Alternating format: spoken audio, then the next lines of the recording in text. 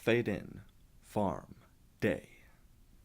Hello, my name is Kevin Miller, and welcome to my first director commentary. So these first shots that give you the setting, I shot these in order, and there was only one I shot that did not make the final cut. It's of a dirt path, and I recall I shot it because it kind of seemed to give more atmosphere to the equation. And then I was looking at it back in post, and I just thought, I'm kind of bored watching this. So I took it out, and I think it helped quicken the pacing. So I've had the thought of doing this for quite some time now, and I've been thinking to myself over the years, I can't wait to start doing commentaries on my feature films, because that's what, directors can do for features. And I finally just thought to myself, I really want to do a commentary, and all I have are shorts, but there's nothing wrong with doing a short film commentary, so why not? I wrote the script for this movie in a Word document, which is very amateur, but it's also used by working professionals, so I don't feel so bad. I personally find writing in Word to be very enjoyable. It gives off, a friendlier vibe. Maybe that's just me. I typically go back and forth between writing by hand in my notebook and then typing all of my notes into a Word document. And I recall for this project, I think I wrote it all just in the Word document. There really weren't many rewrites. I think the dialogue scene later on, I changed some of the dialogue to not make it sound too fanboy, but it's pretty much, it was written mostly in one draft. Now, as far as pre-production goes, I did none at all. I did no shot lists or storyboards, primarily because I don't enjoy doing them really at all, unless I feel that I have to, because I just find them to be really tedious and uninspiring. Now, the shots of me here doing farm work, it's funny because I was just trying to come off as a convincing farmer, which maybe it does come off. I don't know. That's entirely up to you to decide. I was just trying to make it seem like I knew what I was doing, which I really don't. But my sister helped guide me towards how to do certain things correctly, and I just said, okay, let's roll for a minute and see how this comes out. And then in editing, I thought, okay, I hope this turns out good. I just didn't know, but hopefully it looks convincing enough. So this location is my sister and brother-in-law's farm in Oregon. Today it's a little bit different. Same land, but they have a lot of animals, and they didn't back when I shot this, which was 2013. And I try to visit once a year, and the year I shot this, I had a planned trip for August, and I wanted to make some kind of short film during the summer, but I didn't know what.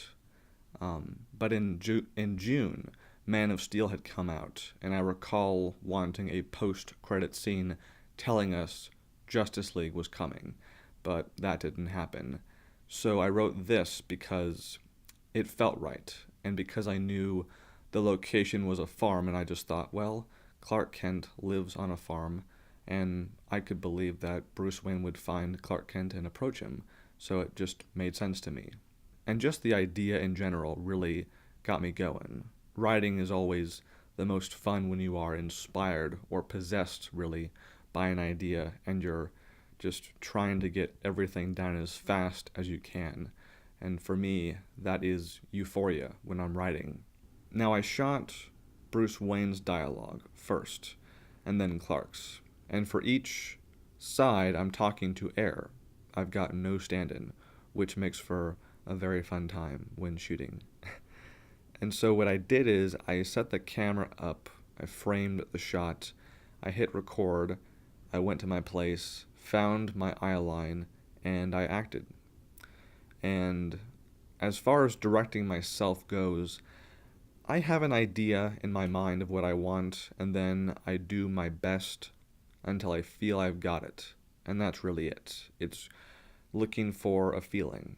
Once I have that feeling, I try to move on and not overthink it.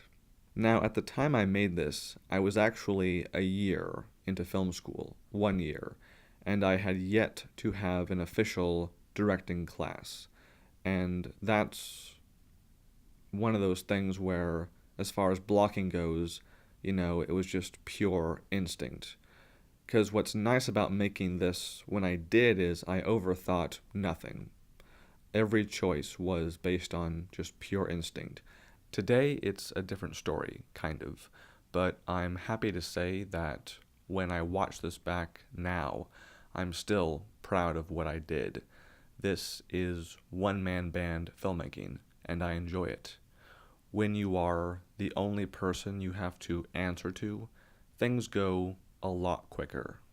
But then again, this wasn't all one-man band filmmaking. My sister, who has been one of my biggest supporters from day one, helped operate camera, and she fed me. And I am still very grateful for all of that, because when you are well fed while making a film, good times. Would I do anything differently today if I made this now? Yes, I would cast actors to play both parts. I can enjoy acting, but the main reason why I played both parts is because I did not have access to actors. But I really wanted to make this project, and depending on the context, I can really kind of get into it. And in this case, I embraced it. I shot this on my Canon T3i, which I've since upgraded to my T7i. And when I shot this, I did not know my camera as well as I would have liked to, but I did my best and really spent most of the time concerned about the audio.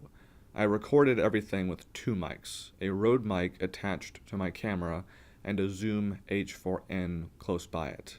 And I thought the Zoom audio would sound better, but I found out in editing that the Rode audio actually sounded better, so that won in post-production. And I think this was, I want to say, an 8-hour day for shooting. Maybe a little bit less, but I think it was basically 8 hours. I cut this on Final Cut Pro 7, which is what I used to use for everything. I now use Final Cut Pro X, but this was a 7 project, and it was very easy to cut this. Thank you for listening. I appreciate it.